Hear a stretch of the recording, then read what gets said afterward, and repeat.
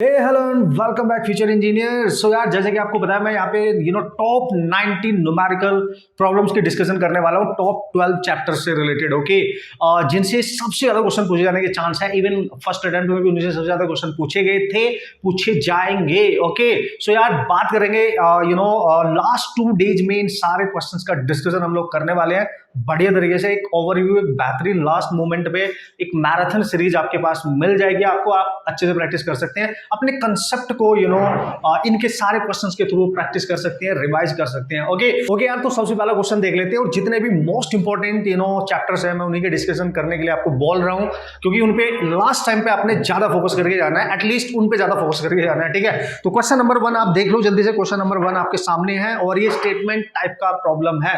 Okay, एक concept अच्छे से से देखने को मिल जाएगा। आपने देखोगे बहुत थ्योरेटिकल टाइप के क्वेश्चंस पूछे गए थे, बहुत बेसिक से क्वेश्चन फर्स्ट अटेम्प्ट के अंदर पूछे गए थे, लेकिन इस बार मिक्स टाइप का आ सकता है, बहुत अच्छा भी आ सकता है और बहुत बेसिक सा भी आ सकता है। तो आप अपना माइंड प्रिपेयर करके जाएंगे, अच्छे से उसी लेवल पे प्रैक्टिस करके जाना है। ठीक है, तो क्वेश्चन नंबर 1 में बोला गया आपको, स्टेटमेंट नंबर 1 बोला, 2 photons having equal linear momentum have equal wavelengths। Okay, obviously आप देख ले, स्टेटमेंट 1 में ये बोला गया है। ठीक है, तो यार आप इसमें क्लियरली अगर देख पा रहे होंगे, स्टेटमेंट 2 में बोला गया, if the wavelength of photon is decreased then the momentum and energy of the photon will also decrease. ठीक है, तो एक्चुअली है क्या यहाँ पे, इसने सबसे पहले स्टेटमेंट में बोला 2 photons having equal linear momentum। आपको पता है लैम्डा इक्वल टू होता है h/p। ठीक है ना, h/p, तो ये है डी ब्रोगली वेवलेंथ आपके पास, ये तो कांस्टेंट है। अगर उसने बोला मोमेंटम सेम है तो ऑब्वियसली वेवलेंथ भी सेम ही होगी, वेवलेंथ भी सेम होगी, मतलब फर्स्ट स्टेटमेंट आपका करेक्ट है। ठीक है, अब वो बोल रहा है अगर वेवलेंथ आपकी डिक्रीज करेगी तो मोमेंटम भी डिक्रीज करेगा। नहीं, वेवलेंथ अगर डिक्रीज करेगी मोमेंटम इंक्रीज करना चाहिए। सिमिलरली फोटोन की जो एनर्जी होती है hc/λ होती है, समझ गए आप। तो अगर आपकी वेवलेंथ डिक्रीज कर रही है तो ये भी इंक्रीज करेगा, मतलब सेकंड स्टेटमेंट आपका रॉन्ग है, वो करेक्ट नहीं है। So you can say statement is true and the statement second is false. ठीक है, so this is your first problem. Okay, तो ये ना जो कंसेप्ट यहाँ पे यूज हो रहे हैं, जो फॉर्मूलाज आप यहाँ पे यूज हो रहे हैं, जैसे आपने इसका ये फॉर्मूला यूज कर लिया, सारे फॉर्मूले आपने रिवाइज करके जाने हैं इसके, है ना। इसी क्वेश्चन के थ्रू आपको पता होना चाहिए सर ये मोमेंटम के टर्म्स में था, एनर्जी ये थी, इससे रिलेटेड और भी जितने फॉर्मूले होंगे काइनेटिक एनर्जी के, पोटेंशियल के टर्म्स में, टेम्परेचर के टर्म्स में, वेवलेंथ के, वो सब आपने रिवाइज करके जाने हैं। हमें ये सीखना है, क्वेश्चन के थ्रू हमें ये सीखना है और इस चीज पे हमने ज्यादातर फोकस करना है, समझ पा रहे हो।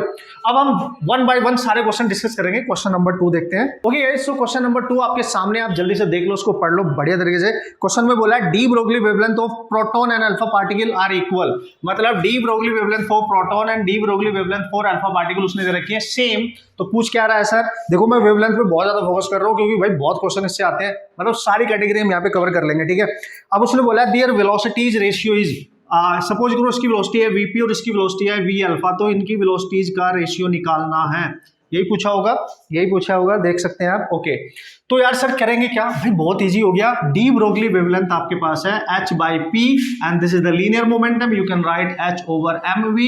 ओके, तो ये आपने लिख लिया है, p को आपने लिख लिया है m/v। आपको पता है h प्लैंक्स कांस्टेंट है, that is remains always remains constant. Okay, and this is the mass of the particle, this is the velocity of the particle. तो आप क्लियरली यहाँ पे देख पा रहे होंगे, उसने बोला लैम्डा आपका सेम है दोनों के लिए, मतलब ये जो प्रोडक्ट होगा ये कांस्टेंट हो जाना चाहिए, ये प्रोडक्ट कांस्टेंट हो जाना चाहिए कि नहीं। तो ठीक है, आप लिख सकते हो m1v1 इक्वल टू m2v2, और इसने आपने अल्फा पार्टिकल प्रोटॉन मान लो, इसको प्रोटॉन मान लो, ये आप अल्फा पार्टिकल मान सकते हो, and this is also alpha particle velocity. ठीक है, मास ऑफ प्रोटॉन m ले लो, वेलोसिटी ऑफ प्रोटॉन, ये तो रेशियो निकालना है। अल्फा पार्टिकल का मास प्रोटॉन से 4 टाइम्स होता है, आप सबको पता है, और ये हो गया आपका कैंसिल, तो Vp ओवर V अल्फा आपका आ गया 4:1। This is your answer. Clear है, इट मींस आपको ये पता होना चाहिए कि भाई लैम्डा का यूज कैसे करना है, कंसेप्ट क्या दे रखा है, क्वेश्चन को कैसे डिफाइन किया गया। काफी क्वेश्चन हम यहाँ पे डिस्कस करने वाले हैं, तो आपको बहुत बेहतरीन तरीके से सारे कंसेप्ट क्लियर होने वाले हैं। ठीक है, अब चलेंगे नेक्स्ट क्वेश्चन पे। ओके, सो क्वेश्चन नंबर 3 की हम जल्दी से बात कर लेते हैं, और मतलब हर टाइप के क्वेश्चन आपको देखने को वेवलेंथ से रिगार्डिंग मिल जाएगा। उसने बोला alpha particle and proton are accelerated from rest, ठीक है, by the potential difference of 200 volt, मतलब दोनों के लिए जो पोटेंशियल है वो सेम हो चुका है, V equal to 200 volt. Okay, तो बोल क्या रहा है sir, after this there de Broglie wavelengths are lambda alpha and lambda p respectively. तो लैम्डा पी और लैम्डा अल्फा की वैल्यू निकालनी है, मतलब रेशियो कैलकुलेट करना है यार, कम ऑन। जब भी आपको पोटेंशियल पे अप्लाई करें तो पोटेंशियल वाला फॉर्मूला ही यूज करना है। तो लैम्डा का पोटेंशियल वाला फॉर्मूला क्या होगा भाई, H अपॉन आपको पता है P होता है, और P को आप लिख सकते हो 2mk, ठीक है, काइनेटिक एनर्जी के टर्म्स में, और काइनेटिक एनर्जी को आप पोटेंशियल पे लिख सकते हो Q इंटू ई। देखो रिवाइज हो गए कि नहीं फॉर्मूले, सारे फॉर्मूले आपके रिवाइज हो जाएंगे। So you can write here under root of 2mqv, v दोनों के लिए सेम है, ये कांस्टेंट है ये कांस्टेंट है, तो मास और चार्ज अलग अलग हो जाएगा। तो पहले लिखेंगे प्रोटॉन के लिए, फिर लिखेंगे अल्फा पार्टिकल के लिए, क्योंकि दोनों इनवर्सली प्रोपोर्शनल है तो अल्फा का ऊपर जाएगा, m for alpha, charge for alpha, mass for proton and mass for you know charge for proton, ठीक है। बस वैल्यू पुट कर दो, हो जाएगा। क्या करना है सर, देखो अंडर रूट में mass of alpha, alpha particle का 4 टाइम्स होता है, और मास ऑफ प्रोटॉन के कंपैरेटिवली, और जो चार्ज होता है अल्फा का वो 2 टाइम्स होता है इसके चार्ज के कंपैरेटिवली, है ना। चार्ज इसको ई मान लेंगे आप, और प्रोटॉन का जो चार्ज है वो ई मान लेंगे आप, ठीक है। तो ये हो गया कैंसिल, ये कैंसिल, दिस इज आ गया 2√2, यू कैन राइट दिस।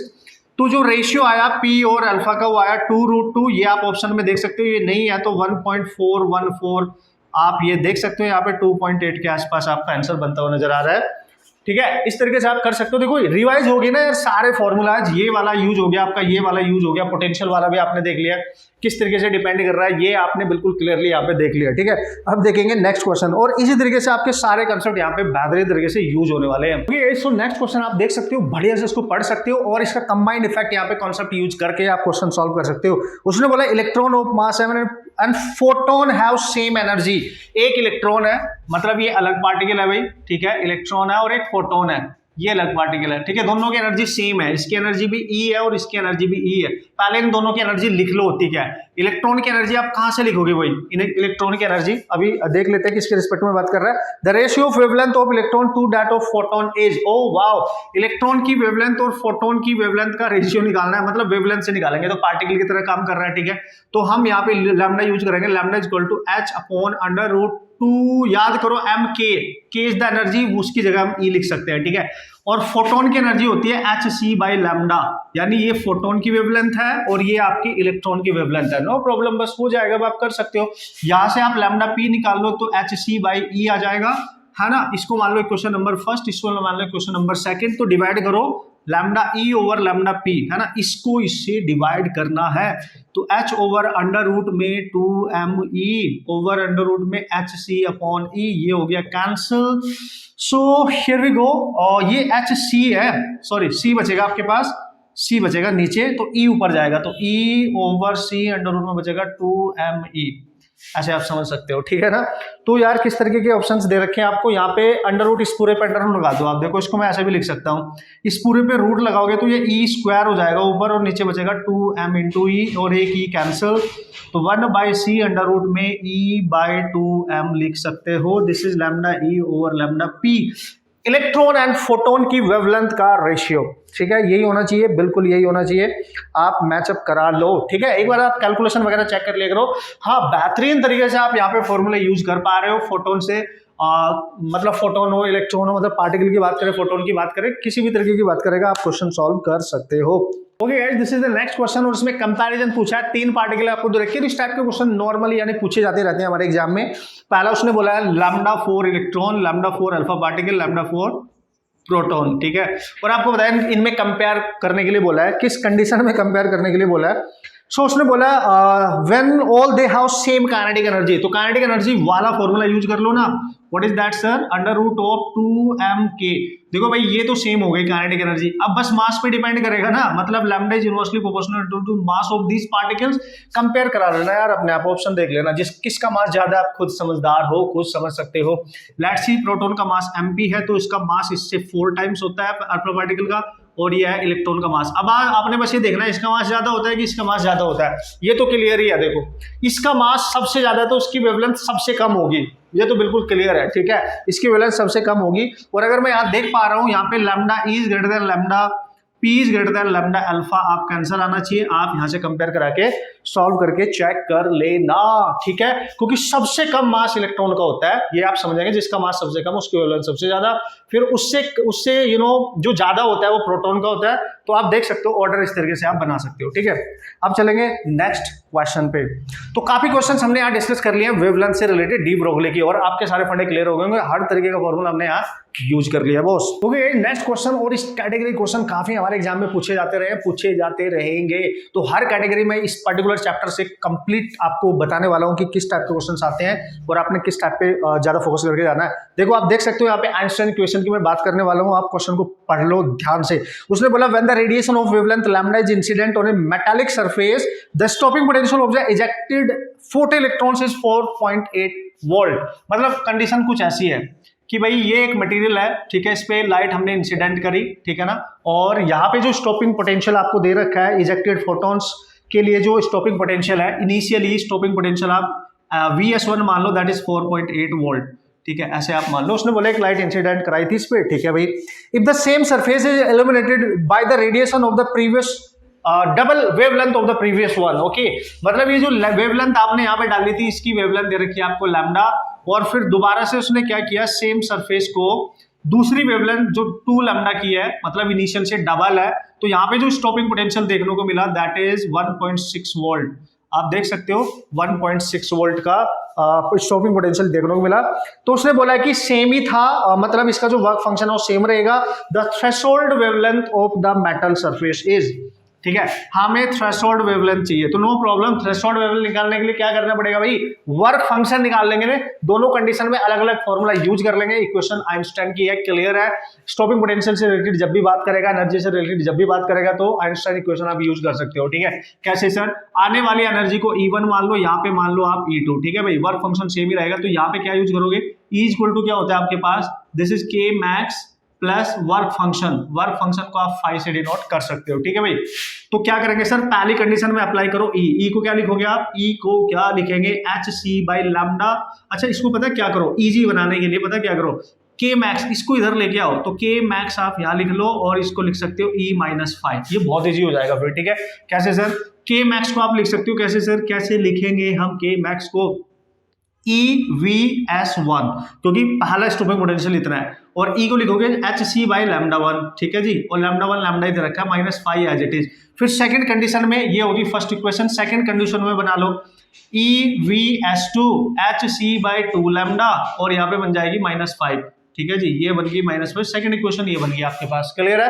अब आप क्या करो ना, फर्स्ट को सेकंड से डिवाइड करो। हमेशा इस टाइप का जब भी क्वेश्चन आएगा ना, थ्रेशोल्ड वेवलेंथ पूछे, फ्रीक्वेंसी पूछे, तो फर्स्ट को सेकंड से डिवाइड करना बहुत इजी हो जाएगा। तो जब आप डिवाइड करोगे इसको इससे, तो EVS1 ओवर EVS2, ये आ जाएगा HC बाई लैम्डा -5, यहाँ आ जाएगा HC बाई 2 लैम्डा -5, ठीक है। E कैंसिल हो गया, ये आपको दे रखा है 4.8 और सेकंड वाला दे रखा है 1.6, तो 4.8 1.6 गाइज, ये होगा HC by lambda -5 over HC by 2 lambda -5, ठीक है। अब क्या करेंगे सर, देखो क्लियर है, 3 आ रहा है, और अगर ये 3 आ रहा है तो 3:1, तो इस वाले का मल्टीप्लाई इसमें करा देना, और 1 तो ऑब्वियसली उसमें जाएगा, ठीक है। तो क्रॉस मल्टीप्लाई करो, 3 का मल्टीप्लाई करो उसमें, 3HC बाई 2 लैम्डा नीचे -3 और इधर बचेगा HC बाई लैम्डा -5, ठीक है बॉस। तो अब क्या करो, हमें चूंकि फाई अलग कर लेना, फाई आप इधर लेके जाओ, इसको इधर लेके आओ, तो जब ये इधर आएगा तो इसमें सब्ट्रैक्ट होएगा, तो 3HC लैम्डा यानी by 2 lambda -HC by lambda, इधर को बचेगा 2 क्लियर है। तो यहाँ पे आप देख सकते हो जो रिलेशन बच रहा है आपके पास, this is HC lambda by 2, और यहाँ पे बच रहा है 2 ठीक है। 2 को इधर ले जाओ, HC by lambda is equal to 4, और phi is the work function, और वर्क फंक्शन को आप लिख सकते हो HC by lambda not, that is the threshold wavelength. ये हो गया आपका कैंसिल, तो आप देख सकते हो lambda not is equal to 4 into lambda, 4 times of lambda, यानी जो थ्रेशोल्ड वेवलेंथ है वो इंसिडेंट वेवलेंथ की 4 टाइम्स हो जाएगी। And this is how you can handle this type of question. अब यार इसमें ना ज्यादा डेटा चेंज होता है, थोड़ी सी लैंग्वेज चेंज करेगा, बट सब कुछ सेम ही रहेगा, करने का तरीका सेम रहेगा, आप आराम से क्वेश्चन हैंडल कर सकते हो, सॉल्व कर सकते हो, ठीक है। ओके गाइस, क्वेश्चन आप देख लो यहाँ से ध्यान से, ये इंटीजर टाइप का क्वेश्चन मैं आपको दे रहा हूँ यहाँ पे, इसको बढ़िया से कर लेते हैं, ठीक है। उसने बोला 2 stream of photons possessing energy equal to twice and 10 times of the work function, ठीक है। उसने बोला एक मेटल है जिसका वर्क फंक्शन, लेट्स सी इसका W मैंने मान लिया, अगर 5 मानना है ना तो आप 5 मान सकते हो, है ना, ये 5 ये भी 5 है, ठीक है। वो बोल रहा है कि पहले इस मेटल पे जो एनर्जी इंसिडेंट हो रही है वो वर्क फंक्शन की डबल है पहले केस में, और दूसरे केस में जो कि मेटल सरफेस सेम है तो वर्क फंक्शन सेम होगा, तो जो एनर्जी इंसिडेंट हो रही है वो वर्क फंक्शन की 10 टाइम्स है, ठीक है, ऐसे बोल रहा है, आप इसको ध्यान से समझ सकते हैं। ठीक है, अब वो क्या बोल रहा है कि भाई the ratio of the maximum velocities of photo electrons emitted in two respective cases is x by y, यानी वी मैक्स पहले केस में, V मैक्स दूसरे केस में x बाई वाई, ये आपको दे रखा है। तो उसने पूछा है x की वैल्यू बताओ, उसने पूछा x की वैल्यू बताओ, कर लेंगे भाई, टेंशन नहीं है। जब भी यार इस टाइप का क्वेश्चन आया ना कि वर्क फंक्शन एनर्जी वगैरह रिलेटेड बात कर रहा है तो आइंस्टाइन इक्वेशन ही यूज होगी, ये टेंशन मत लेना। तो कैसे करेंगे सर, पहली कंडीशन में देख लो, हमें पता है एनर्जी होती है के मैक्स प्लस वर्क फंक्शन, इसको इधर लेके आओ, इसको इधर, ठीक है, तो के मैक्स यहां से अलग निकाल लो तो ये आएगा E माइनस 5, और इसको आप लिख सकते हो हाफ एम वी मैक्स का स्क्वायर पहली वेलोसिटी, और E क्या है सर, E जो है वो वर्क फंक्शन से डबल दे रखी है पहले केस में, तो -5, तो ये तो मजा आ गया यार। सो ये आ जाएगा आपके पास V square max 1/2 and this is m, ठीक है, ये बन जाएगा आपका 5, this is first equation. Second condition में अप्लाई कर लेंगे तो हाफ एम वी मैक्स का स्क्वायर, ये सेकंड वेलोसिटी है, और ये होने वाली है आपकी 10 टाइम्स, है ना, 10 टाइम्स हो रही है यहाँ पे वर्क फंक्शन से, तो ये आएगा 9/5, ये सेकंड इक्वेशन। डिवाइड कर लो यार, मैंने बोला था जब भी ऐसी इक्वेशन बने डिवाइड किया करो, इसको इससे डिवाइड करो तो देखो m/2 आपका कैंसिल हो रहा है, तो ऊपर बचेगा v max 1 over v max 2 का स्क्वायर इक्वल टू वहां बचेगा 5/9/5, ये कैंसिल, इसको 1/3 का स्क्वायर लिख सकते हो। तो आप देख सकते हो v1 ओवर v2 जो वेलोसिटी आ रही है 1/3 आ रही है, और इसको लिखा है उसने x बाई वाई, तो x यहाँ पे 1 के इक्वल होगा, है ना। कुछ भी पूछे, मतलब आपको बस इक्वेशन अप्लाई करनी आनी चाहिए, क्वेश्चन सॉल्व करना आना चाहिए, मेन पॉइंट तो यही होता है, ठीक है ना। इस तरीके से you can solve the type of problem. Okay so यार पोटेंशियल आपको दे रखा है मिलियन वोल्ट में है, आप देख सकते हो यहाँ पे ये दे रखा है आपको इतने मिलियन वोल्ट, ओके, ये वो है वोल्ट, ठीक है। सो V की वैल्यू दे रखी है और उसको हम लिख सकते हैं, मिलियन को लिख सकते हैं 10⁻⁶ ऑब्वियसली, और आपने एक्स-रे की शॉर्टेस्ट मतलब मिनिमम वेवलेंथ निकालनी है तो आप डायरेक्ट फॉर्मूला यूज कर सकते हो। जब भी मिनिमम वेवलेंथ पूछे एक्स-रे ट्यूब से रिलेटेड क्वेश्चन आएगा तो 1240 ओवर V अप्लाइड पोटेंशियल जो भी होगा नैनोमीटर में, ये आंसर आपको मिलेगा, बस ये ध्यान रखना, नैनोमीटर याद रखना, ठीक है ना। तो यहाँ पे आ जाएगा 1240 ओवर V कितना है सर, 124 10⁻⁶, ठीक है, और चूंकि ये नैनोमीटर में है आप ध्यान से देख सकते हैं, और ये पूरा कैंसिल हो रहा है। यहाँ पे पॉइंट अगर मैं हटा दूं तो ये पूरा यहाँ पे कैंसिल होता हुआ आपको नजर आ रहा है, ठीक है ना। तो ये कितना आ जाएगा, अगर पॉइंट में हटा दूं यहाँ से 1240, 2 0 और जाएंगी, ठीक है, 124 इंटू 10⁻⁶, तो ये कैंसिल, ये 3, तो आप देख सकते हो ऊपर -3 बचेगा, इतना नैनोमीटर, ठीक है। लैम्डा मिनिमम जो आएगा आपके पास इतना आना चाहिए, ठीक है, 10⁻³ नैनोमीटर, ओके, लगभग इतना आपके पास मिल जाएगा। ओके सो नेक्स्ट क्वेश्चन आपके सामने बिल्कुल डेटा है, इसको आपको याद रखना चाहिए, रिजल्ट आपको बहुत जरूरी है, बोर मॉडल से रिलेटेड सारे रिजल्ट आपको क्लियरली याद होने चाहिए। इसमें पूछा है if an electron is moving in nth orbit of hydrogen atom, ठीक है ना, nth orbit of hydrogen atom में कोई इलेक्ट्रॉन है जो रिवॉल्व कर रहा है, तो उसकी जो रेडियस है, ठीक है, एनथ ऑर्बिट में, वो उसकी प्रिंसिपल क्वांटम नंबर n पे कैसे डिपेंड करती है, ठीक है, उसकी पावर क्या रहेगी ये आपने बताना। लेकिन यहाँ पे आपसे कुछ क्वेश्चन पूछा गया है कि it's velocity for the nth orbit is given as, ठीक है, तो याद रखना किसी एनथ ऑर्बिट में इलेक्ट्रॉन की जो वेलोसिटी होगी ना वो हमेशा उसके इनवर्सली प्रोपोर्शनल होती है, प्रिंसिपल क्वांटम नंबर के उसके इनवर्सली प्रोपोर्शनल होती है। तो याद रखेंगे हम इसको कि भाई ये इनवर्सली प्रोपोर्शनल होता है। रेडियस आपको पता होना चाहिए, एनर्जी कैसे डिपेंड करती है पता होना चाहिए, फ्रीक्वेंसी कैसे डिपेंड करती है ये भी पता होना चाहिए, एंगुलर फ्रीक्वेंसी, टाइम पीरियड कैसे डिपेंड करता है ये भी पता होना चाहिए एन पे, है ना। इस सारे देखो इसके थ्रू ये सारा डेटा आप रिवाइज करके जाएंगे, ठीक है ना, आप देखेंगे अपनी थ्योरी में जो भी कंसेप्ट आपने पढ़े हैं, फिलहाल ये आप याद रख सकते हैं इसके लिए। ओके सो अब हम बात करते हैं न्यूक्लियर फिजिक्स से रिलेटेड कुछ इंपॉर्टेंट क्वेश्चंस की, वो भी आपको सॉल्व करने आना चाहिए, इसमें कोई शक वाली बात नहीं है। उसने बोला radio active sample is undergoing alpha decay, okay, at any time t1 its activity is a, okay, and another time t2 its activity is a by 5, then what is the average time, lifetime for the sample, average lifetime आपसे पूछा गया है। Okay तो यार sir क्या करने वाले हैं हम यहाँ पे, ध्यान से देखो भाई, हमें पता है एक्टिविटी का फॉर्मूला होता है a not e raised to power minus, है ना, लैम्डा t, ठीक है ना। पहली कंडीशन पे उसने बोला जब टाइम t1 एक्टिविटी a है तो हम लिख देंगे a equal to a not e raised to power minus lambda t1 लिख दो आप। This is your first condition. फिर उसने क्या बोला है सर, फिर उसने बोला है कि T2 पे एट T2 जो एक्टिविटी है वो A/5 है, नो प्रॉब्लम, तो हम लिखेंगे माइनस लैम्डा T2, ठीक है। This is your second equation. अब आप क्या कर लो, डिवाइड कर लो इसको, ठीक है, इसको इससे डिवाइड करो तो A कैंसिल, 5 ऊपर जाएगा, आप देख सकते हो, ये भी कैंसिल, यहाँ बचेगा E माइनस लैम्डा T1 और इधर बचेगा E माइनस लैम्डा T2। इस वैल्यू को ऊपर लेके जाओ, ठीक है, E minus lambda T1 E plus हो जाएगा लैम्डा T2, ठीक है जी। तो 5 इक्वल टू आएगा E, ये देखो ऐड हो जाएंगी पावर यहाँ पे, तो लैम्डा बाहर ले सकते हो, तो T1 माइनस T1 और T2 माइनस T1 आपके पास बन जाएगा, है ना। और हमें कैलकुलेट करनी है value of average life time, हमें कैलकुलेट करना है, नो प्रॉब्लम। तो आप क्या करो, ये एक्सपोनेंशियल फंक्शन है, इसको हम यहाँ पे हटा सकते हैं। तो ये जब आप इसको ई करो, लोग लोगे बोथ साइड का, तो ई हट जाएगा, यहाँ पे ln आ जाएगा, तो ln ऑफ 5 इक्वल टू यहाँ बचेगा लैम्डा T2 माइनस T1, तो लैम्डा आ जाएगा आपका ln ऑफ, ठीक है, T2 minus T1, T2 minus T1, no problem, ठीक है भाई। ये आप इस तरीके से सॉल्व कर सकते हो, ठीक है। अब अपना जो आंसर है वो मैच करा सकते हो। उसने बोला average life time for the sample निकालना है हमें, तो वेवलेंथ निकाला है हमने, एवरेज निकालना है। तो भाई याद होगा आपको, टी एवरेज जो लाइफ टाइम होता है वो 1 बाई लैम्डा के इक्वल होता है, तो लैम्डा इतना आ रहा है, तो T2 minus T1 by ln of 5 आप लिख सकते हो। ये आपको याद रखना पड़ेगा कि एवरेज लाइफ टाइम जो होता है हमारा वो 1 बाई लैम्डा इनवर्सली प्रोपोर्शनल होता है। So this is your answer, okay, this is your answer, okay okay. So next question similar type का क्वेश्चन है, तो प्रैक्टिस आपने फॉर्मूलाज की करनी है, क्वेश्चन आराम से आप कर सकते हो, ठीक है। जो बेसिक लेवल के क्वेश्चन होते हैं किस टाइप से आप सॉल्व करके आओगे, ये आपके ऊपर डिपेंड करता है आपने कंसेप्ट किस तरीके से रिवाइज कर रखे हैं, okay. There are 10⁻10 radio active nuclei in a given radio active element, मतलब इनिशियल न्यूक्लियाई आपको दे रखे हैं 10⁻10, ठीक है, ये आपको पता होना चाहिए, ठीक है।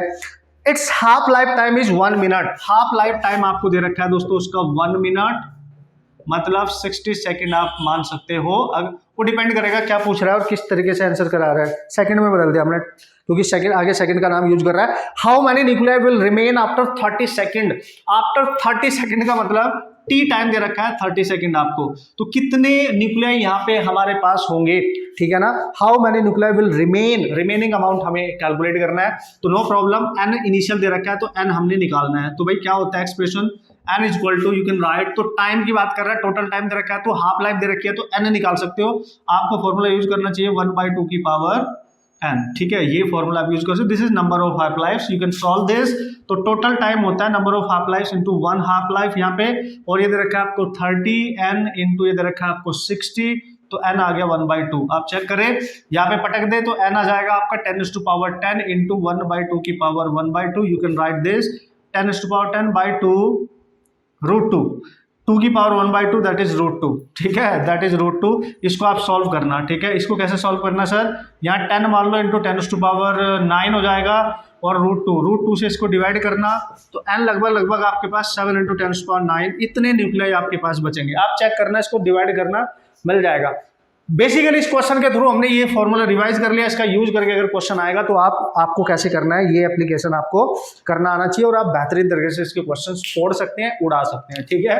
Okay, so here is the next question, जल्दी से देख लो, सिमिलर टाइप का क्वेश्चन है, आप खुद से कर सकते हैं, आपको सब कुछ पता है, आपको क्या फॉर्मूला यूज करना है, क्या कंसेप्ट यूज करना है, ये हमें पता है। The radio nuclear activity of radio active element becomes 1/8 of its initial value in 30 years, मतलब उसकी इनिशियल अमाउंट सपोज करो, एक्टिविटी की बात कर रहा है, इनिशियल एक्टिविटी A0 है, तो आफ्टर 30 ईयर्स हो जाती है A0/8, ठीक है ना, 1/8 बोला है, और इससे होने में टाइम लग रहा है 30 साल, ठीक है, 30 ईयर्स का टाइम उसको लग रहा है ऐसा करने में। If the half life of the radio active element is the half life, half life time period आपसे पूछा गया, नो प्रॉब्लम गाइस, क्या बात कर रहे हो यार, हाफ लाइफ टाइम पीरियड निकाल लेना यार। तो कैसे निकालेंगे सर, जब भी टोटल टाइम गिवन हो ना, तो n times of half life, ये आपका फॉर्मूला होता है कि नहीं, total number of life half life ये है, तो आपने बस n की वैल्यू निकालनी है और वो यहाँ से आप कैलकुलेट कर सकते हो। कैसे sir, a equal to A0 1/2 की पावर n, ये वाला एक्सप्रेशन आप डायरेक्ट यूज कर सकते हो। a आपको दे रखा है A0/8 and this is A0 and this is 1/2 की पावर n, ये हो गया कैंसिल। इसको 1/2 की पावर 3 लिखा जा सकता है, तो n की वैल्यू देखो बेस सेम है, तो n आपको 3 मिल गया, ठीक है। तो यहाँ पटक दो तो 3, हाफ लाइफ कितनी है भाई, निकालनी है सर, ठीक है। टोटल टाइम कितना देखा है सर 30, तो हाफ लाइफ कितना आ गया, हाफ लाइफ आपका आ गया 30/3 दैट इज 10 ईयर्स, ठीक है। This is your half life time period, that is 10 years. This is how you can apply this concept to solve the numerical problem. काफी question आपके exam में पूछे जाते हैं, अब आप आराम से सॉल्व कर सकते हो. ठीक है, तो यार ये क्वेश्चन नंबर 1 है हमारे पास, जो थर्मोडायनामिक्स, हीट ट्रांसफर और केटीजी से रिलेटेड कुछ क्वेश्चंस मैं डिस्कस करूंगा, क्योंकि मैं उन्हीं चैप्टर्स को सबसे पहले कंसिडर कर रहा हूं, जैसे कि आपको पता है जो मोस्ट इंपॉर्टेंट है हमारे लिए, जहां से ज्यादातर क्वेश्चन हमारे अटेम्प्ट में पूछे जा रहे हैं. ठीक है, तो असर्शन रीजन का एक क्वेश्चन है. असर्शन इसमें दे रखा है, when a rod lying freely is heated no thermal stress is developed in it. मतलब जब भी कोई रॉड होती है ना वो आपके पास, ठीक है, और ये फ्रीली हीट किया जा रहा है, इसको मतलब इसके दोनों एंड फिक्स नहीं है, फ्रीली हीटिंग की जा रही है. जब भी बात करें फ्रीली हीटिंग, ठीक है, तो इसमें जो थर्मल स्ट्रेस होगा, थर्मल स्ट्रेस यानी टेम्परेचर की वजह से इसमें जो स्ट्रेस क्रिएट होगा वो जीरो होगा ही नहीं, क्योंकि ये फ्रीली एक्सपेंशन का केस होता है, यहाँ पे नहीं होता. मतलब ये बिल्कुल सही है, क्लियर है, आपका असर्शन सही है. उसने बोला on heating the length of the rod increases. बिल्कुल, हीट करने से लेंथ आपकी इंक्रीज कर जाती है. ये सेकंड है, मतलब ये इसका रीजन है. ठीक है, इसका रीजन है, बिल्कुल है. मतलब आप कह सकते हो इसमें सबसे पहला है both A and R true but R is not the correct explanation for A. Obviously A is false, ये तो हो ही नहीं सकते. ठीक है ना, दोनों ही सही है. ठीक है, दोनों ही सही है, बस दो में कंफ्यूजन आपको हो सकता है. Both A R true and R is not the correct explanation of A. Both A and R true and R is the correct explanation for A. ठीक है, तो इसमें जो करेक्ट बनने वाला है वो आपके पास बनने वाला थर्मल स्ट्रेस को ये करेक्टली रिप्रेजेंट नहीं करेगा. इसका जो रीजन है, क्योंकि बस रीजन में जस्ट ये बताया गया है कि हीटिंग करने से लेंथ इंक्रीज होती है, सिंपल, वो तो हीटिंग भी हो सकती है. ठीक है, तो उसका एक करेक्ट रीजन नहीं माना जाएगा. ठीक है, असर्शन का करेक्ट रीजन ये नहीं माना जाएगा. तो आप कह सकते हो पहले वाला आपका करेक्ट हो जाएगा. ठीक है, two identical metal wires of thermal conductivity K1 and K2 are respectively connected in series. मतलब दो आइडेंटिकल आपकी वायर्स हैं, रॉड है, जिनको सीरीज में कनेक्ट किया गया है. इसकी थर्मल कंडक्टिविटी है K1 और उसकी थर्मल कंडक्टिविटी आइडेंटिकल है. क्रॉस सेक्शनल एरिया दोनों का सेम मान लो, दोनों की लेंथ भी सेम मान लो. ठीक है भाई, है ना, आइडेंटिकल बोला है ना उसने. ठीक है, कंडक्टिविटी अलग अलग दे दी है, सीरीज में बनाया गया. इफेक्टिव थर्मल कंडक्टिविटी, जब भी यार इफेक्टिव पूछे ना, इनका K इक्विवेलेंट पूछे, सीरीज में कनेक्ट करने के बाद अगर K इक्विवेलेंट पूछेगा तो आपने क्या करके आना है. ठीक है, तो चूंकि डायमेंशन सेम दे रखे हैं, एरिया, क्रॉस सेक्शनल लेंथ, तो आप डायरेक्ट भी याद रख सकते हो इस केस में, सीरीज के केस में जो K इक्विवेलेंट होगा 2K1 K2 over K1 plus K2 ही होगा. हमेशा याद रखना.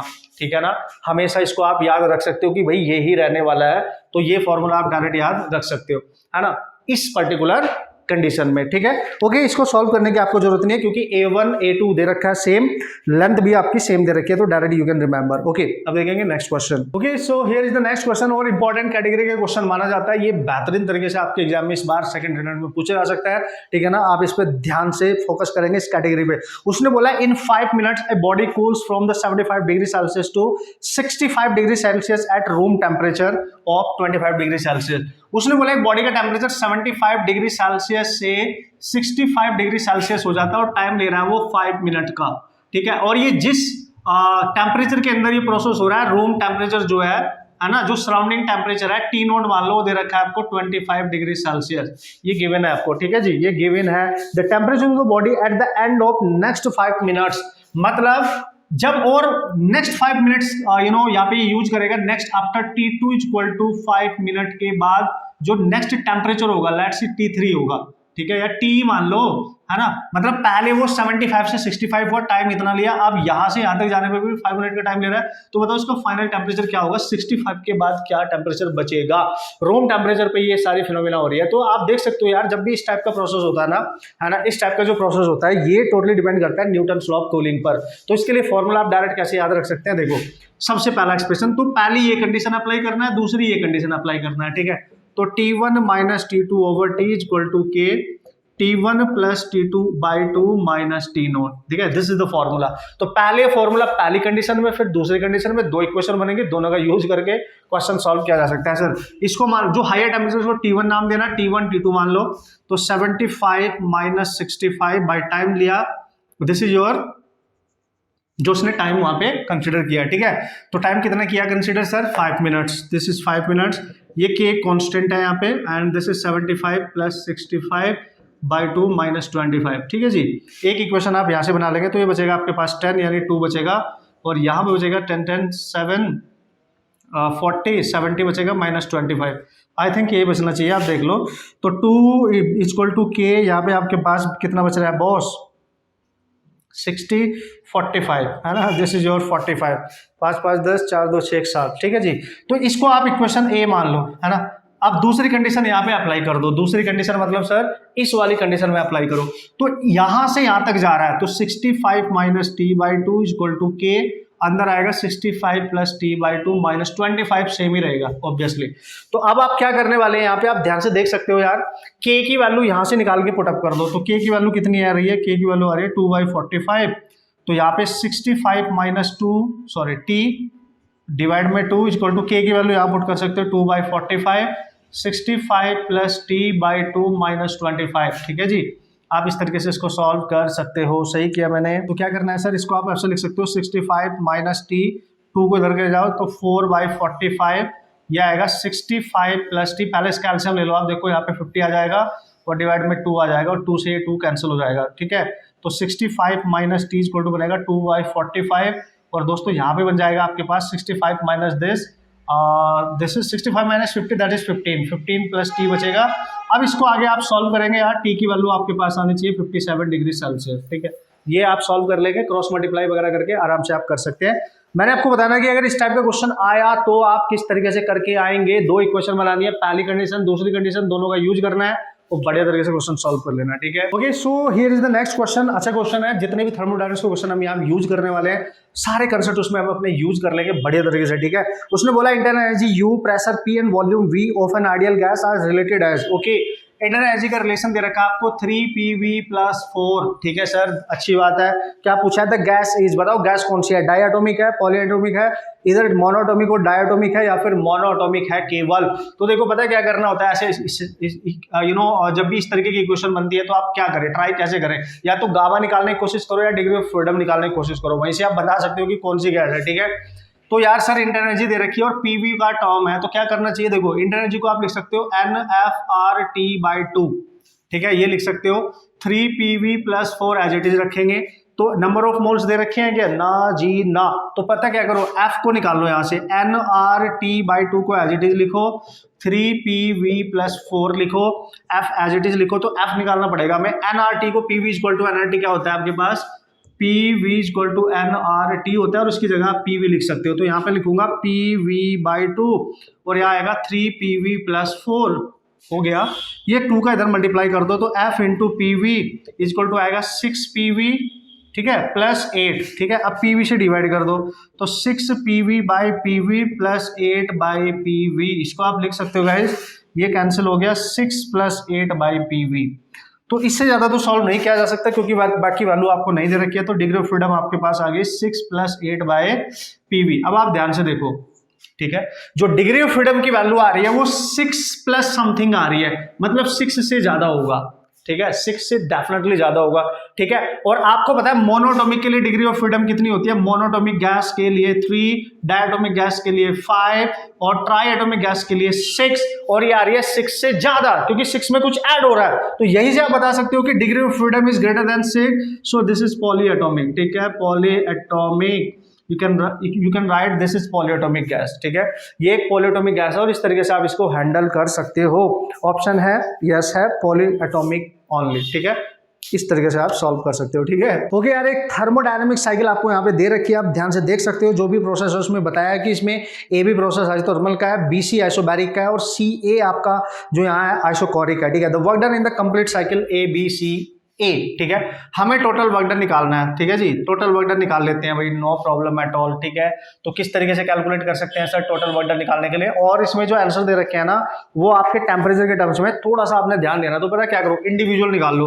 टोटल वर्क डन निकालने के लिए आप पहले AB का निकालो, फिर आप BC का निकालो, फिर आप CA का निकालो। तो पहले AB का देखो कितना होगा।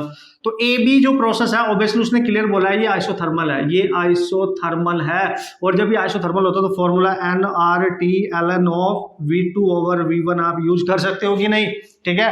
प्लस BC पे आ जाओ, BC में क्या है सर, यहां से लेके यहां तक, ठीक है, यहां से लेके यहां तक, यहाँ पे वॉल्यूम है V2 और वॉल्यूम यहाँ पे V1 है, ये आइसोबारिक है क्योंकि ये जो लाइन है प्रेशर के कांस्टेंट है और उसका प्रेशर कांस्टेंट है P2, ये वाला आइसोबैरिक है। तो इसका यूज कर सकते हो NRT2 - T1 प्लस ठीक है। सी ए जो है ये आइसोकोरिक है क्योंकि इसके परपेंडिकुलर है, वॉल्यूम कांस्टेंट हो गया। आइसोकोरिक में वर्क डन 0 होता है, नो प्रॉब्लम एट ऑल। देखो भाई पुट करो, ये एन एज इट इज रहेगा, आर टी टी टी रहेगा, ठीक है ना। यहाँ पे जो टेम्परेचर है आपके पास ये देख लेंगे आप, ये पूरा का पूरा आइसोथर्मल है, ये टेम्परेचर और ये टेम्परेचर आप ध्यान से समझ सकते हैं, ठीक है जी। तो ln ऑफ V2 कितना है सर, यहां से यहाँ पे V2 है 2V1 by V1 plus N R, ठीक है, T2 माइनस T1, मतलब यहाँ पे टेम्परेचर निकालना पड़ेगा C पर, और ये इसके लिए T1 है, तो T1 आपका TB के इक्वल होगा और ये आपका T2 के इक्वल होगा। ये आपको कैलकुलेट करना पड़ेगा, आपको नहीं पता है तो मैं इसको TC माइनस TB लिख सकता हूँ। क्लियर है, TC माइनस TB लिख सकता हूं। तो अब क्या करना होगा, देखो भाई, चूंकि आपको इस पॉइंट पे वॉल्यूम पता है, इस पॉइंट पे वॉल्यूम पता है और ये आइसोबैरिक है, मतलब प्रेशर कांस्टेंट है, तो ये टेम्परेचर निकालने के लिए पता क्या करेंगे, हम निकालेंगे PV equal to nRT, pressure constant है इस प्रोसेस का, तो इसका वॉल्यूम डायरेक्टली प्रोपोर्शनल है, लिख सकते हो आप टेम्परेचर के, तो V1 over V2 equal to T1 over T2 लिख सकते हो। V1 कहाँ पे सर, है ना, V1 कहाँ पे लिखना है सर आपने, इसको V1 मान लो आप, ठीक है। यहाँ पे वॉल्यूम ये रहा 2V1 और V2 यहाँ पे वॉल्यूम है ये रहा V1 इक्वल टू T1, यहाँ पे कितना है T है और T2 निकालना है, ठीक है। T2 आप निकाल लो, ये हो गया कैंसिल, तो आप देख सकते हो T2 आ गया T/2, मतलब इस पॉइंट का जो टेम्परेचर होगा ये, वो इस पॉइंट का टेम्परेचर का हाफ होगा, क्योंकि यहाँ टेम्परेचर है T, वो उसमें दे रखा है आपको, ठीक है। तो ये आ गया nRT ln ऑफ 2, ठीक है, प्लस nR ये आएगा T/2 माइनस T, ठीक है जी। तो this is nRT ln of 2 plus क्या, ये देखो 2 यहाँ पे माइनस nRT/2 हो रहा है, कॉमन वगैरह ले लो यार, तो ये आ जाएगा nRT into ln of 2 minus T, ठीक है। नो ये तो कैंसिल ही हो गया, तो दिस इज योर हाफ, ठीक है, ये तो बाहर ही आ गया, this is your half and this is how you can solve the problem. बस आपको बेसिक कंसेप्ट पता होना चाहिए, आपको कंडीशन अप्लाई करनी आनी चाहिए कि किस तरीके से क्वेश्चन को सॉल्व करना है। ओके यार, सो this is your next question, और इसमें आप देख लो, इसमें ग्राफ दे रखे हैं थर्मोडायनामिक प्रोसेस पे डिपेंडेंट। उसने पूछा है which one is the correct option for the two different thermodynamic processes. जो पहले वाला है ना भाई, वो तो आप क्लियर देख के बता सकते हो, बिल्कुल नहीं होगा, क्योंकि जो स्ट्रेट लाइन है जो वॉल्यूम के परपेंडिकुलर है वो एडियाबैटिक बोला है उसने, तो वो तो पॉसिबल ही नहीं है। So this is PV first की बात कर रहा हूं मैं, ये तो चलो आइसोथर्मल है, लेकिन दिस इज नॉट एडियाबैटिक, क्योंकि ये वॉल्यूम पे यहाँ पे पीवी डायग्राम और वॉल्यूम के परपेंडिकुलर है, तो ये आइसोकोरिक है, ठीक है। This should be isochoric not adiabatic, this is not correct, है ना। सेकंड ऑप्शन में आ जाओ, सेकंड ऑप्शन में क्या है, अगेन पीवी ग्राफ दे रखा है आपको, और पीवी ग्राफ में एक लाइन ऐसे है और एक लाइन ऐसे है, ठीक है जी। तो ये तो सबसे पहले यही गलत हो गया, ये वाला देखो, क्योंकि ये वाली जो लाइन है प्रेशर के परपेंडिकुलर है, तो आइसोबारिक होना चाहिए, ठीक है जी, आइसोबारिक, और उसने बोला ये आइसोथर्मल है, ये भी करेक्ट नहीं है, ठीक है।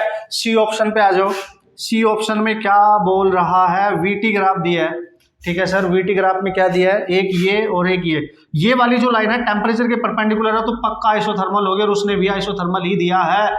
और ये वाला जो ग्राफ है, ये कर्व जो बनता है जब वीटी कर्व हो, ये हमेशा एडियाबैटिक को रिप्रेजेंट करता है, ये ध्यान रखेंगे आप। कैसे सर, आपको पता था कि जो फॉर्मूला होता है T gamma -1 equal to constant, मतलब मेरा कहने का एडियाबैटिक प्रोसेस में पीवी भी चेंज होगा, इनका भी रिलेशन, वीटी का रिलेशन और पीटी का रिलेशन, ये सब चेंज होते हैं।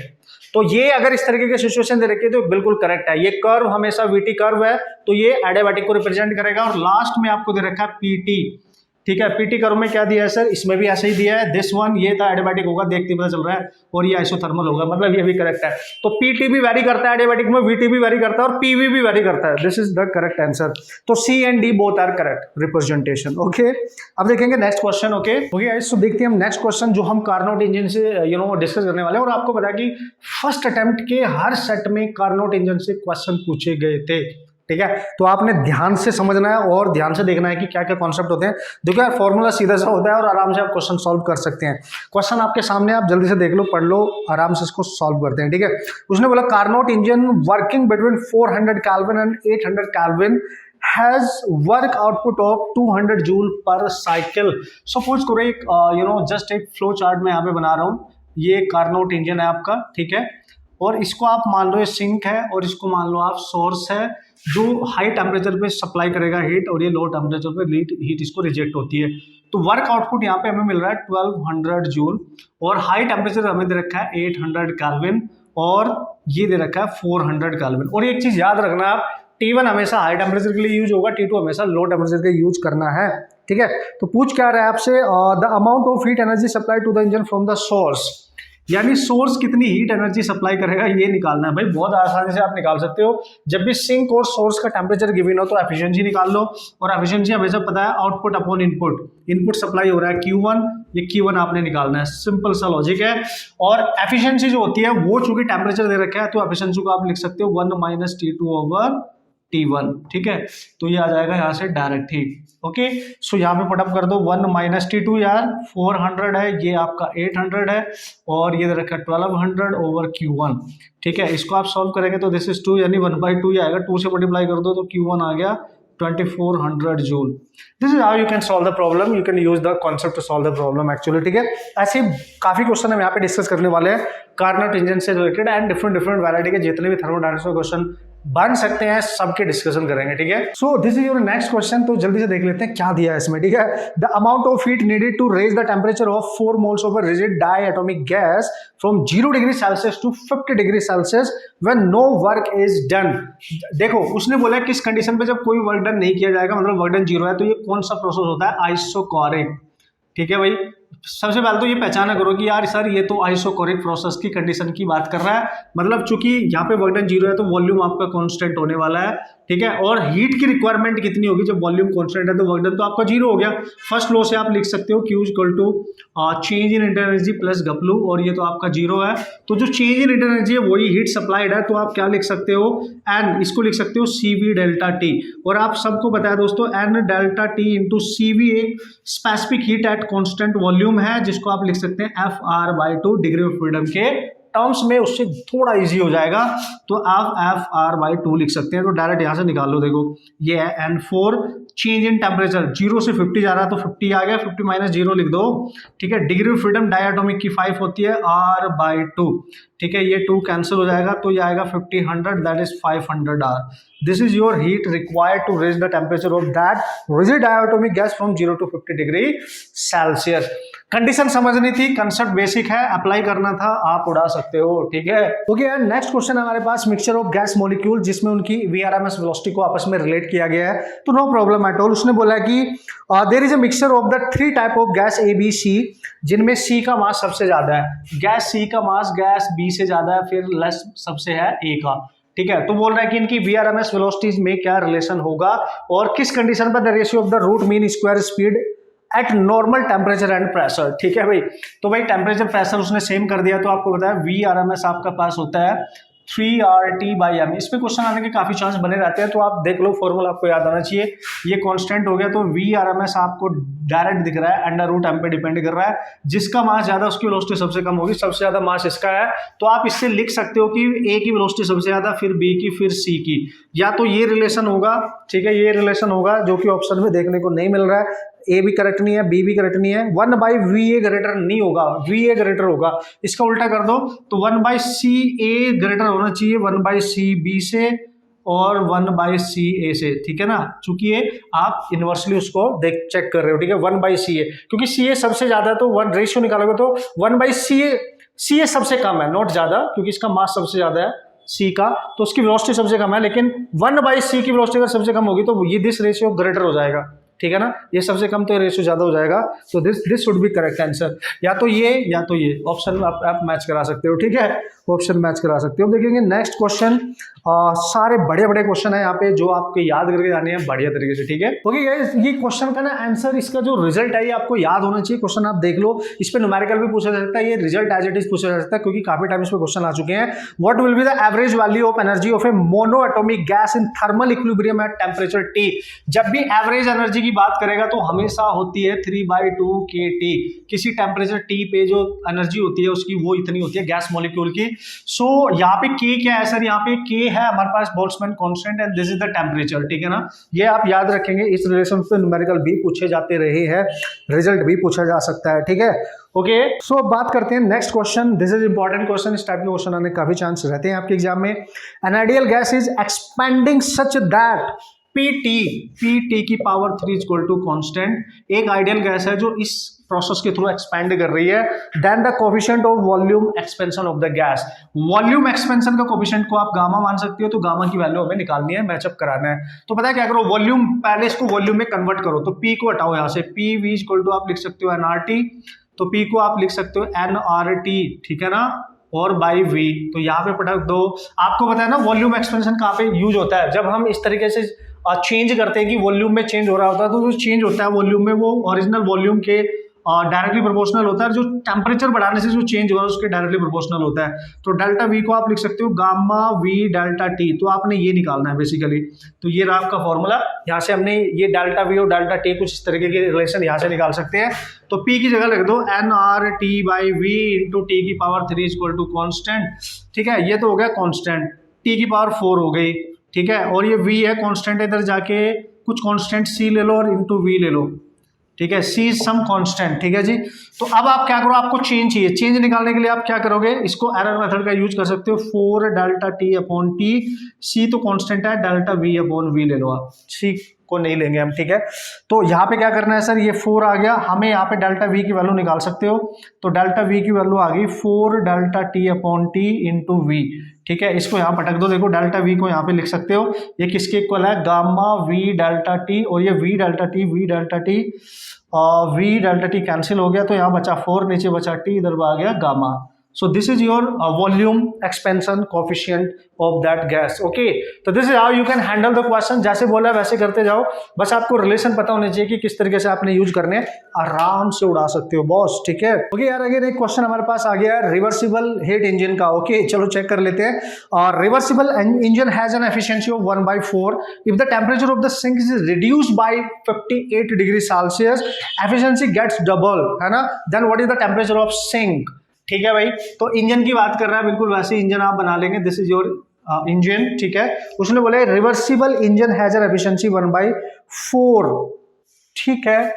इनिशियल इसका टेम्परेचर T1 मान लो, सिंक का टेम्परेचर लोअर टेम्परेचर है, सिंक मान लो आप इसको, ठीक है, और ये सोर्स है, ठीक है, सोर्स है, और ये इंजन है। यहाँ पे आपकी एफिशिएंसी इनिशियली दे रखी है 1/4, तो एफिशिएंसी का फॉर्मूला आपको पता है 1 - T2/T1 होता है, और ये दे रखी है आपको 1/4, तो आप इसको लिख सकते हो 1 - T2/T1, this is your first equation.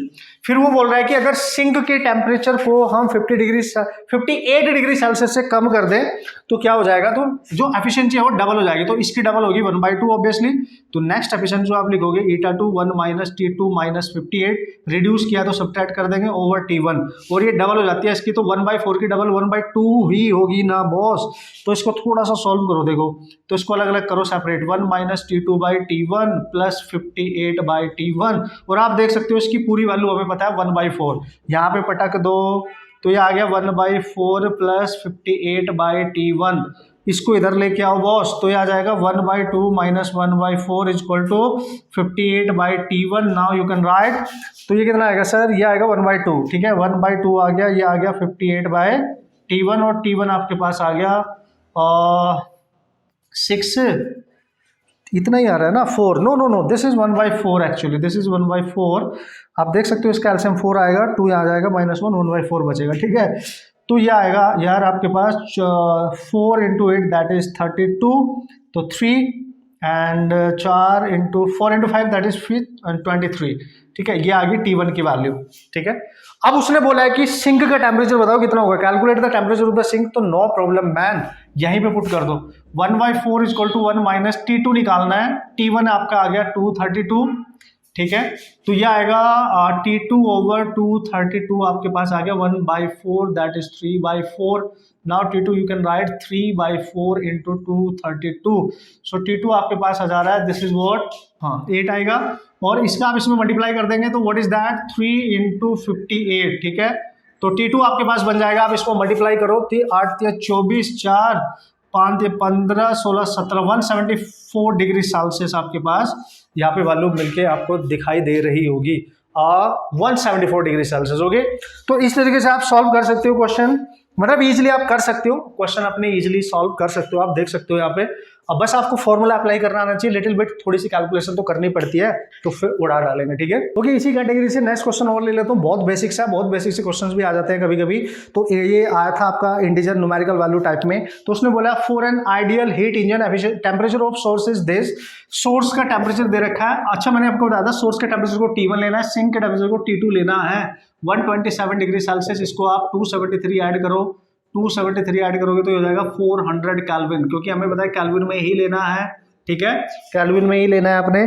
उसने बोला कि एफिशिएंसी 60% है, तो टेम्परेचर ऑफ सिंक बताओ, एफिशिएंसी है 60%, यानी आप इसको लिख सकते हो 3/5, तो भाई एफिशिएंसी होती है 1 - T2/T1, ठीक है सर, ये आएगी 3/5 और इक्वल टू 1 - T2, और T2 हमें पता नहीं है, T1 हमें पता है, दिस इज 400, तो आप निकाल सकते हो T2/400 equal to 1 - 3/5, that is 2/5, ठीक है।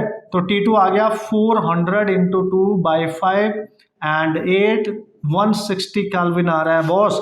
लेकिन उसने पूछा है कि डिग्री सेल्सियस में बताओ, तो इसकी वैल्यू डिग्री सेल्सियस में कैसे निकालोगे भाई? T2 160 - 273, सब्ट्रैक्ट करो 113 माइनस डिग्री सेल्सियस, ये आएगा आपका T2।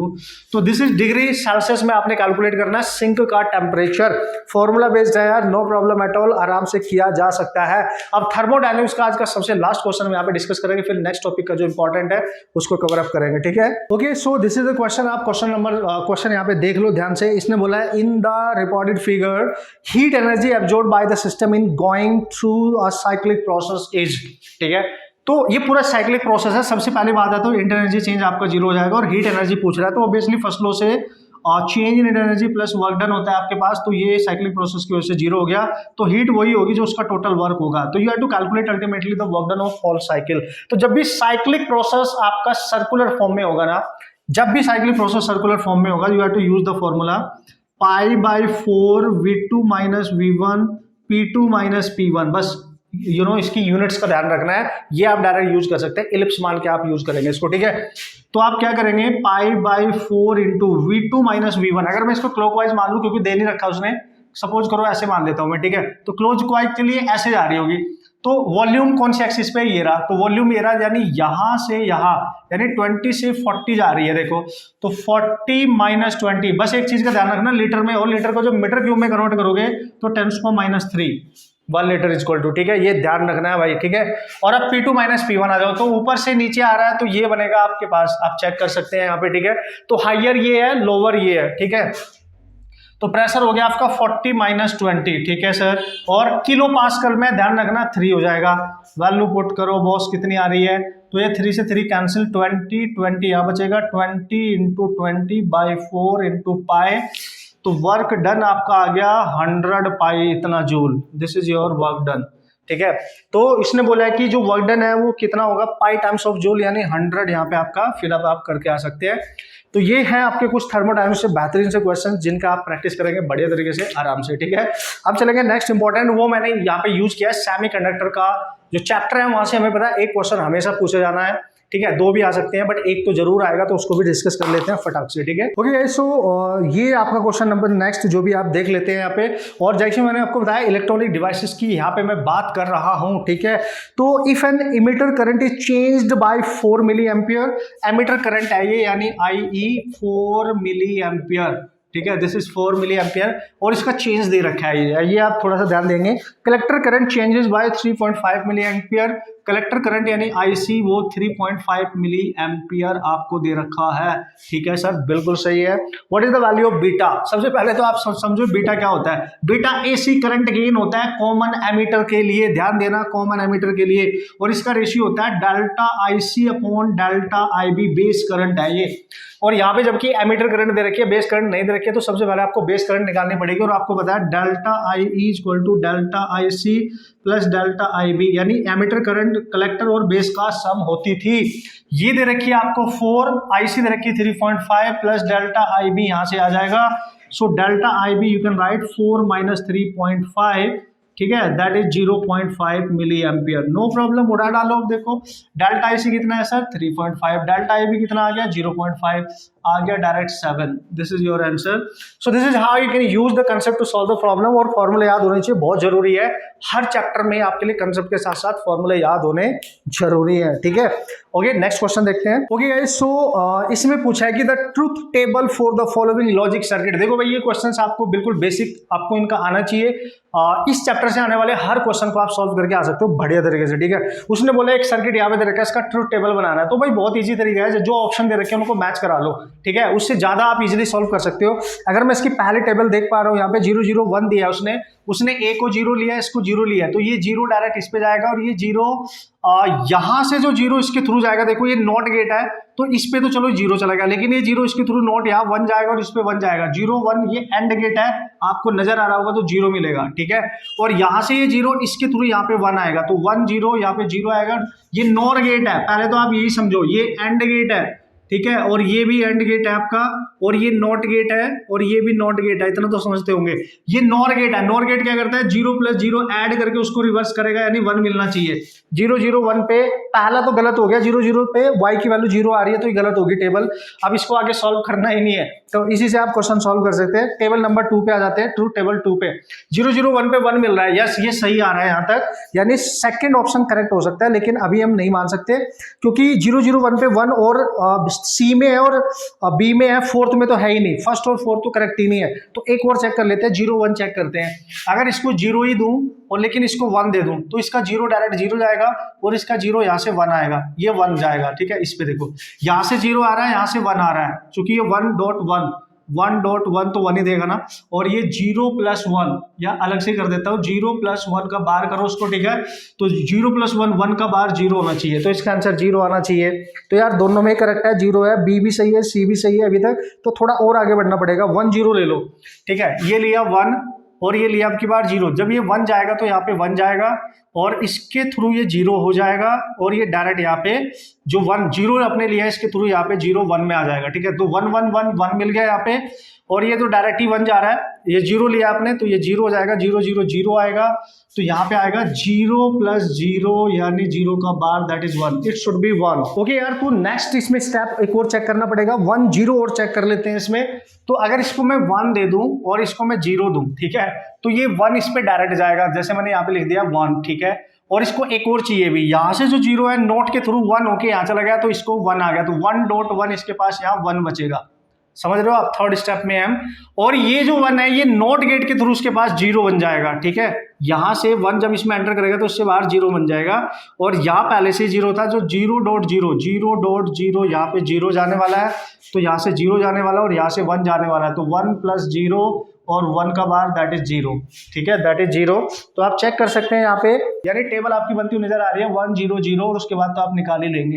And this is how you can solve the type of problem. Okay यार, इस क्वेश्चन को आप देख लो, उसमें बोला था output of the given combination gates represent, मतलब ये पूरा कॉम्बिनेशन ऑफ गेट्स किस पर्टिकुलर गेट को रिप्रेजेंट कर रहा है, एक्सोर गेट को, नैंड गेट को, एंड गेट को, या नॉर गेट को। या तो उसके ट्रूथ टेबल बना लो, पहला तरीका है, टेबल के अकॉर्डिंग सॉल्व कर लो, या इसका बूलियन एक्सप्रेशन क्रिएट कर लो। कैसे सर, देखो ये वाला गेट पहले देखो कौन सा है, अच्छा ये डॉट यहाँ पे नोट लगा हुआ है भाई, ये ध्यान देना, तो ये भी नॉर गेट है, नॉर गेट है, नॉर गेट है, नॉर गेट है, मतलब सारे नॉर गेट है यहाँ पे, ठीक है। तो ये जो ए है, ठीक है, इस पे 2 इनपुट चाहिए, तो इसका मतलब होता है ए ही 2 इनपुट के रूप में यहाँ पे जाने वाला है, मतलब ए जाएगा। तो हमें पता है नॉर गेट से बाहर a + a बार निकलेगा, तो a + a और उसका a बार निकलेगा, मतलब इसके पास जाएगा a बार। सिमिलरली यहाँ से b बार बाहर आएगा तो इसके पास जाएगा b बार। और आपको पता है ये भी नॉर गेट है, तो पहले इनको ऐड करेगा, फिर इस पूरे पे होल बार लगाएगा, समझ गए होंगे आप। और जब इसको आप सॉल्व करोगे ना, पहले देखो ध्यान से, ये डिमॉर्गन्स थ्योरम है बॉस, a बार + b बार को आप लिख सकते हो a.b बार, डिमॉर्गन्स थ्योरम के अकॉर्डिंग, ठीक है। तो यहाँ आप क्या करेंगे, इसका डबल बार है तो a बार डॉट b बार, उसका डबल बार, तो a.b बचेगा आपके पास, इसके पास, और वो यहाँ पे भी जाएगा a.b, यहाँ पे भी जाएगा a.b, ठीक है। तो ये फिर से उसको ऐड करेगा, कैसे सर, a.b + a.b, ठीक है, a.b और इसका पूरे का होल बार, तो ये तो सेम ही रहेगा, a.b का बार। और आपको बताओ आउटपुट में a.b का बार क्या होता है, नैंड गेट होता है। This is how you can crack the problem, ये नैंड गेट होता है। सो आप देख सकते हो ये जो एक्सप्रेशन है ये नैंड गेट का है ना। बस आपको बेसिक पता होना चाहिए, बूलियन एक्सप्रेशन, बूलियन जो अलजेब्रा है वो आपको यूज करना आना चाहिए एक्सप्रेशन को कैलकुलेट करने के लिए, और आप क्वेश्चन सॉल्व कर सकते हैं।